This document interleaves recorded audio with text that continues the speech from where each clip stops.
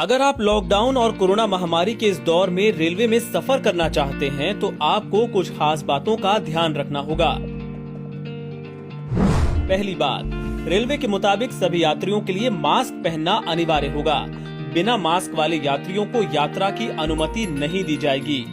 अगर मास्क नहीं है तो आप गमछे, दुपट्टे या किसी दूसरे कपड़े का भी इस्तेमाल कर सकते हैं, लेकिन हर हाल में आपका चेहरा ढका रहना चाहिए। दूसरी बात, यात्रा से कम 1 घंटे पहले आपको स्टेशन पहुंचना होगा। इसकी वजह यह है कि यात्रियों की स्क्रीनिंग की जाएगी, जिसमें वक्त लगेगा। ऐसे में मानकर चलिए कि अगर आप पहले नहीं पहुंचते हैं तो ट्रेन में सफर करना आपके लिए मुश्किल हो जाएगा। जिन यात्रियों में कोरोना के लक्षण नहीं होंगे, केवल उन्हें ही यात्रा की अनुमति मिलेगी। अगर आपके अंदर स्वास्थ्य संबंधी कोई दिक्कत पाई गई तो आपको सफर नहीं करने दिया जाएगा। चौथी बात, सभी यात्रियों के लिए अपने मोबाइल फोन में आरोग्य सेतु ऐप को डाउनलोड करना अनिवार्य होगा। ये ऐप आपको कोरोना के बारे में आगाह करता है। इसके बिना किसी भी यात्री को ट्रेन में चढ़ने नहीं दिया जाएगा। पांचवी बात, इन ट्रेनों के टिकट सिर्फ IRCTC की वेबसाइट या ऐप के जरिए ही बुक कराए जा सकते हैं। रेलवे के टिकट काउंटर से कोई टिकट नहीं मिलेगा। टिकट बुकिंग में भी किसी तरह की रियायत या डिस्काउंट लागू नहीं होगा। इसके अलावा तत्काल, प्रीमियम तत्काल और करंट बुकिंग इन ट्रेनों में नहीं कराई जा सकेगी। छठवीं बात, केवल कंफर्म टिकट यात्री ही स्पेशल ट्रेनों में सफर कर पाएंगे।